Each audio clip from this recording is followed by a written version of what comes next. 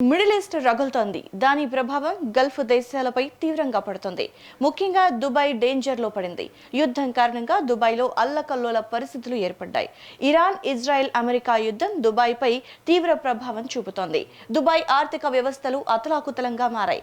దుబాయ్లోని ప్రముఖ finance sectors పై Iran దాడి చేయడంతో తీవ్రంగా నష్టపోయాయి. బుర్జ్ ఖలీఫా, బుర్జ్ అల్ అరబ్ తో పాటు ప్రముఖ హోటళ్లపై దాడి చేయడంతో పరిస్థితులు భయాందోళనంగా మారాయి. పర్యాటకుల సందడి కనుమరుగైపోయింది. Dubai heart of oil block Aramco కంపెనీపై అటాక్ చేయడంతో తీవ్రంగా నష్టం జరిగింది. ఇక మరోవైపు అనేక అంతర్జాతీయ విమానయాన సంస్థలు తమ షెడ్యూళ్లని మార్చుకున్నాయి, కొన్ని రద్దు చేసుకున్నాయి. సుమారుగా 80 విమానాల ద్వారా భారతీయులని స్వదేశానికి చేర్చే ప్రయత్నం జరుగుతోంది.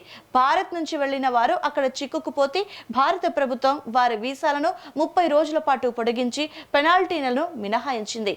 ఇలా ఉంటే ఈ నెల మొదటి వారంలోనే సుమారుగా 52,000 మంది భారతీయులు ప్రత్యేక విమానాల ద్వారా సురక్షితంగా స్వదేశానికి చేరుకున్నారు. ఇక ప్రస్తుతం దుబాయ్లో నివసిస్తున్నటువంటి సుమారుగా 35 లక్షల మంది భారతీయుల భద్రతను భారత రాయబార కార్యాలయం నిరంతరం పర్యవేక్షిస్తోంది.